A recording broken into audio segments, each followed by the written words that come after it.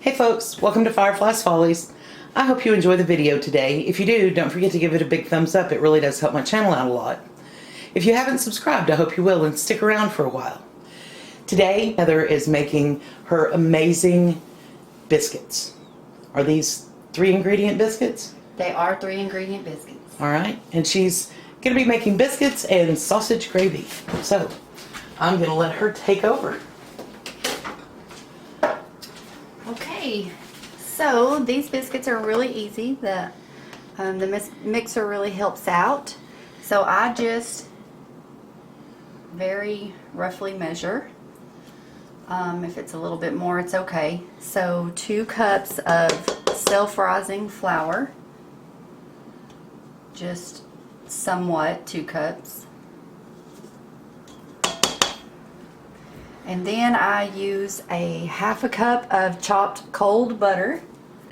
Just use this knife to help me put it in there. And you chop it up real small, right? I'll chop it up small. See, before you put that the one on your knife, can you show them close to the camera? Mm-hmm. So right just about that, just a diced size. And then I just let the mixer go and do its work.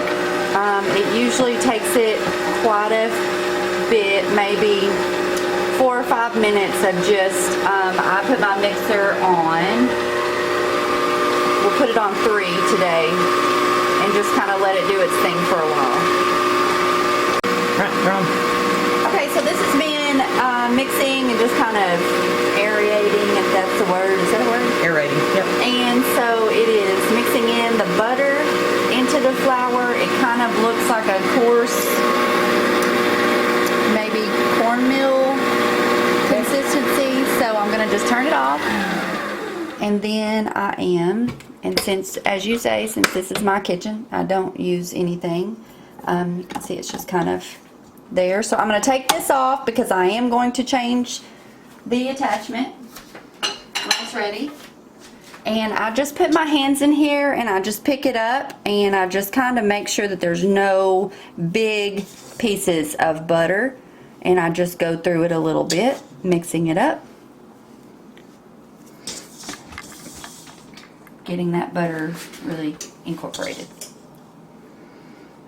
Right, so you started with the paddle bit, and we ran it about 4 or 5 minutes, maybe? 4 or 5 minutes, and I have found I used to just let it go for a couple of minutes, and I found just that couple more minutes just makes my biscuits much fluffier and taller. So, just by accident, I found that. I think in experimenting with cooking, we find lots of things by accident. So normally, if you're not being kind enough to help me make a video, you would get other things for breakfast going while the mixer was running. Yes. Okay. So normally I would get these biscuits rolling. I would already have my oven preheated to 350. Sometimes even 400. I know that might sound odd, but I like to sometimes have a crispier biscuit on the outside, so then I'll turn it on up to 400. And I will go ahead while this is running for 4 or 5 minutes, get my ground sausage browning, and just kind of help make things a little faster.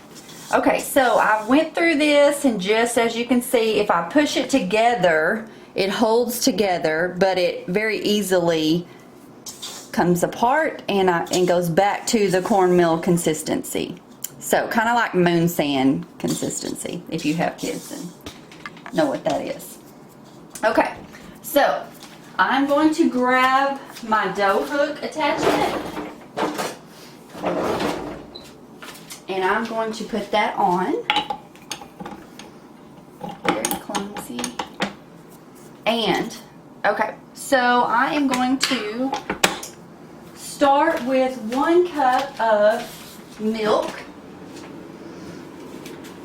It's already cold, but I put it in the freezer while we were waiting for this. So I'm going to start by probably pouring in 1/4 cup at a time, and it'll probably take about 1/2 cup before it's ready to just start drizzling milk in after that. Alright, so here goes the milk. And I just very slowly add it in because I don't want my dough to get too wet. I want it to start sticking together but not be wet. I found that if I let my dough get wet and then add more of the flour mixture in, it makes my biscuits tough. I am nowhere near any kind of culinary master. I just am a lover of food, and so I have learned these things as I go. Okay, well, I will say that you may not be a culinary master, but we're waiting on your cookbook that we're going to convince you to write, because Heather is an amazing cook. Thank you, I appreciate that. I just love food and I love feeding people. My grandmother was a very hospitable woman. That was her way of showing love to people, and so I think I've just kind of taken that love for caring for people and serving people the same way she did through feeding them. Your granny and my granny were a lot alike in that way. If you left my granny's house hungry, you had nobody to blame but yourself. And you walk in the door and she started cooking. Yes, and if you left my granny's house hungry, she probably had her feelings hurt. Yeah. She was an amazing cook. Right, so you just keep putting it in, just maybe a spoonful or two at a time until it starts to stick together. It starts to stick together, and I'm probably, so far I'm down to half a cup that I have put into this, and it looks like not much more is going to be needed. See what's going on without shaking so much. So see, it's starting to just pick up the other flour without, so I'm just putting in a tiny bit, maybe an eighth of a teaspoon at a time. Just, I don't want it to be wet. Just a good heavy drop.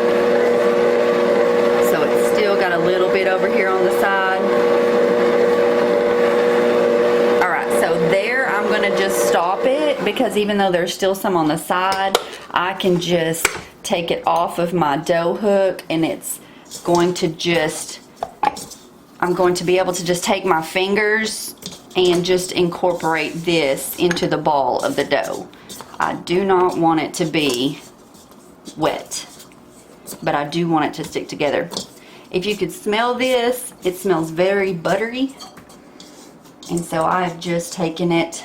Also, a trick that I've learned through trial and error is when I go to knead this out, and I'm not really going to knead it, I'm going to barely flour it and barely press it out, because otherwise it will again make my dough flatten and make my biscuits be tough. Okay, so are you over this way? Alright, so I've got my little silicone mat that my mom got for me that I love, and I'm going to just very lightly flour the surface, maybe just a couple of tablespoons, and I'm going to spread it out. When I first started making biscuits, I would try to just put way too much flour on my surface, and again learned over time that that is not a good idea. It then puts too much raw flour into my dough and makes it tough. So I'm just pouring my dough out on there and putting this away.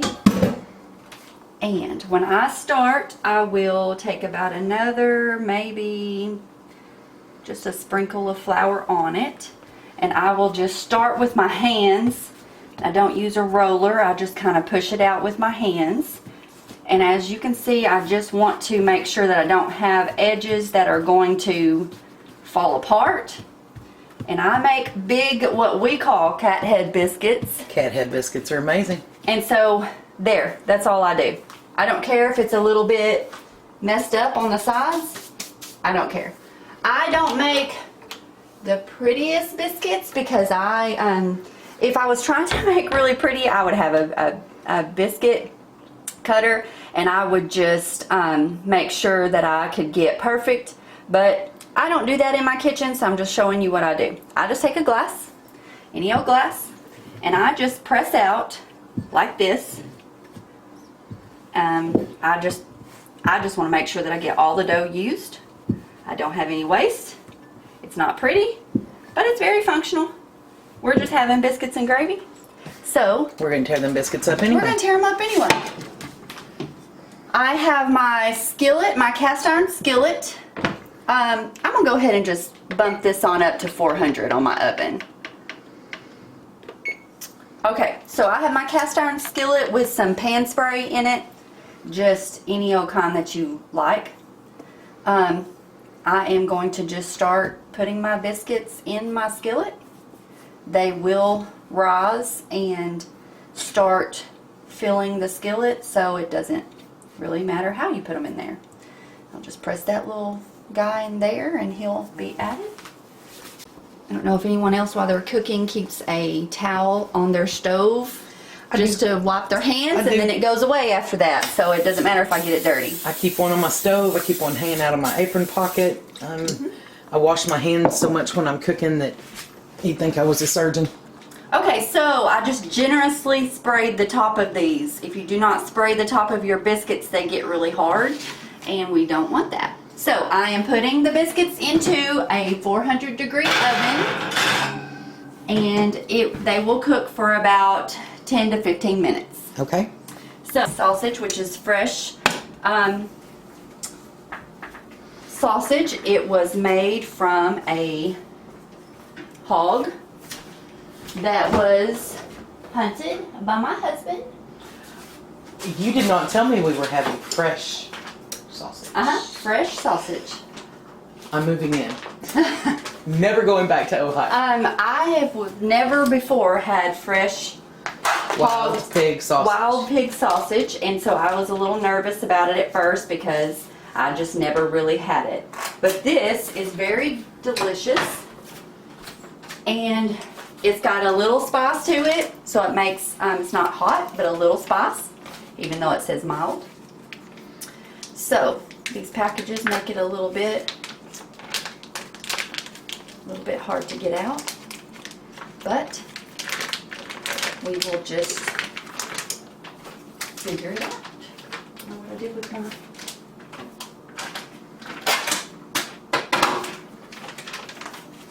Country kitchens are very unorganized, and we just kind of fly by the seat of our pants in it. I was going to say country kitchens are very multifunctional. See? You've got that positive. Rinsing my hands again. So, you guys have seen in my videos, I have zero counter space. I literally have a 14-inch counter that I do all of my prep work on. And I have been down here amongst my family, and I keep seeing these big farmhouse country kitchens. And I'm oh so very jealous. And we just don't think they're that big, because we could still, when you are just doing this, whenever you're doing this, then, you know, you just need more and more counter space. So the more you cook, the more counter space you need. This sausage, I don't know if you can smell it, but it's very, very fragrant. I can smell it. It smells amazing. Very fragrant, very sagey and yummy. So I've got that going. I've got it on a medium-high heat, and we'll just kind of let that go and let it cook. So about how long do your biscuits bake?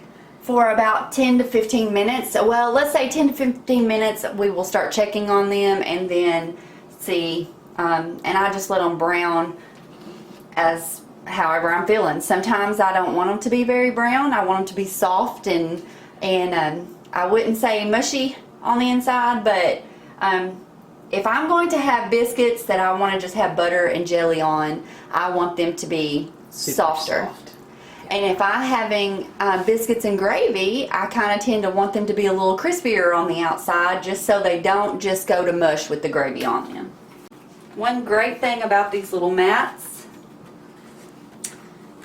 is just being able to take it, grabbing a little bowl, and I will use this flour. It's not a lot, but I'll still use it to put into my gravy. There's about a tablespoon of flour.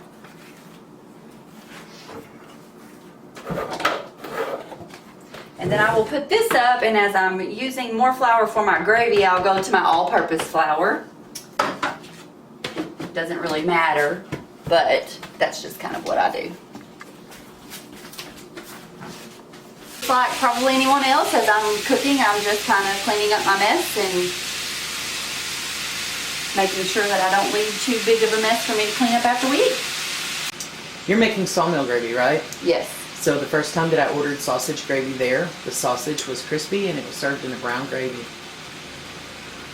Can you imagine the shock of a southern girl who eats sawmill gravy sausage gravy getting brown gravy sausage gravy? It was I can't really imagine it was sausage in brown gravy. It was a little off-putting. It was. So now when I come home every 2 or 3 years, I have sausage gravy and biscuits everywhere I go. It's amazing. I love sausage gravy and biscuits. I make it every once in a while at home. I can it, so I can it in half pints so that I can just open a jar. And I can my biscuits so that I can just open a jar and have them ready to go. I love how you come up with such unique. I mean, I think they're unique. I've been around people who can. I don't really can, but I've been around that my entire life. And you can some very unique combinations. I can't take credit for that because I'm part of a Rebel canning group. And I can a lot of the things. I do a lot of test canning too. I'll test can 2 jars of something before I actually do a full video on it. So some of the things that I'm canning, I canned the first time 6 months ago, and I wait 6 months to open a jar and see how it holds up. Because if it doesn't hold up for 6 months, then it's not going to hold up longer than that. That's a very good idea. And I would not want to put a video out telling people to do this if it only lasts for 2 months or a month or goes bad or turns to mush or. So I always make it a point to. Well, YouTubers, I would say that is a very reliable source that is willing to experiment and take the time to put in to do that. Well, I appreciate that. But I can't take credit for most of the things that I put out there because, like I said, I'm part of this group called Rebel Canners. So between the Amish ladies that are local to where I live and the group of Rebel Canners that I'm part of, I get lots and lots of great ideas. Mac and cheese is coming up soon. I'm going to go home and can mac and cheese when I get home. As I was growing up, biscuits and gravy has always been just a staple in the kitchen. And we have had biscuits and gravy with anything from using evaporated milk, which is what our country people here call pet milk, and I know Pet is a brand, but we call evaporated milk pet milk no matter what brand it is. Yes. So we have had it made with pet milk, we've had it made with whole milk, any kind of percentage of milk you want to think about. We have had it made with just water, which I don't like, and that's just water gravy. So my grandmother would say, this is milk gravy or this is water gravy. Yeah. And so, So did your side of the family grow up eating chocolate gravy? yes, yes. Yeah, Grandma Zeller used to make milk gravy, water gravy, and chocolate gravy. And then, of course, there was potato gravy every once in a while, like at Thanksgiving, which was poultry gravy. Yes. But that is not a common thing in the South. In our area, brown gravy and poultry gravy are just not Not common really, for yeah. potatoes. It's sawmill gravy or milk gravy. So some people might drain this and use the sausage grease to make it, but I don't go that complicated with it. So I am going to use a heaping 1/4 cup, and though I don't measure a whole lot, I usually do measure my flour for my gravy, just because I've kind of already figured it out. So some people say this is a lot of flour, but it's what works for me. This is my that's probably more like a teaspoon. That's not maybe a heaping teaspoon. Okay, so I've got a heaping 1/4 cup of flour. I just put it straight onto my sausage. I did not drain it. You want to keep that grease for your gravy. For your gravy. It's not going to work out if you don't. Now, I will say, if you have cheap sausage, and I shouldn't call it cheap sausage, if you have very fatty sausage, and when you cook it, if it's swimming, you might want to pour some of that grease Yes, off. Because that's just too much. But that was probably, what do you think, maybe 3 or 4 tablespoons of fat in the sausage, which is about perfect. Yeah, you probably had a 1/4 cup of fat and added a little over a 1/4 cup of flour from what I'm seeing. I would think. Which is perfect. So it makes kind of like this paste, which I just let cook for a few minutes, because if you do not, you will have a very raw flour tasting, and it is not good. So I let my flour brown a little bit. And you know, the funny thing about gravy is it's kind of the same way as the biscuits. It depends on my mood on how I want my gravy to taste. Me too. Sometimes I want it really white and smooth, and sometimes I want it really thick and brown. And brown, yeah. And that's kind of... And when we say brown, we're talking brown like a latte, not brown like brown gravy. Right. It's just how blonde you make how dark blonde you make your roux. But you never ever want your flour to not cook thoroughly. No, it needs at least a minute or 2 in the skillet to cook that raw flour taste out. Otherwise, it's kind of grody. Yeah. So I don't mind if my flour gets a little bit, I wouldn't say clumpy, but kind of browns or sticks together. Like if there's a little bit in there, it doesn't bother me. It's not ever going to be lumpy. I don't like lumpy gravy, but you can see how some of this flour is a little bit, it's kind of sticking together, and it'll brown. And I actually like that. Chunky, I guess is the way it's. Chunky. Yeah. Chunky.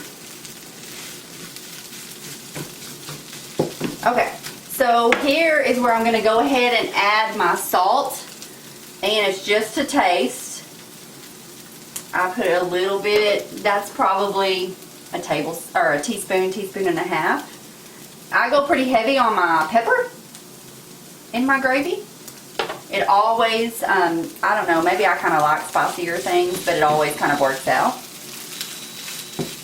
And that was my coffee pot shutting off. Oh no, we can't have that. We can't have that. That's not good at all. Okay, so I have about 2 cups of milk that I have put into a glass just to make it easier to pour. And so I'm going to start by just pouring about half of that in, making a mess because that's what I do. And then I will just kind of let that, oh, that smells so good. It really does. YouTube needs smell-o-vision, I'm just telling you. And I'm just going to, this is what I do. I don't think it really matters. It just, to me, it gets it thicker a little faster. And so I can kind of see how much milk I need to add after that. Sometimes I might not, depending on the amount of flour I put in there, I might not need to put the entire 2 cups. So that's getting pretty thick, so I'm going to put about another half a cup and just go from there. And see, I make a huge mess. We might need to make a video at some point on the best cleaner to use for stoves. Because I make a huge mess. Well, you know, I have never made gravy that I didn't make a huge mess. Ever. Me to make a cookbook, but it's so hard when I don't measure anything in my kitchen. I'm not sure that I really have. I have the same meals, but I'm not sure they taste exactly the same every time, because it depends on how I'm feeling. You know, I might even sometimes, and this might sound gross, add a little bit of garlic powder in my gravy. Garlic powder is actually pretty good in gravy. And I did it today because this sausage is so fragrant that I feel like it's seasoning the gravy very well, and it's not needed.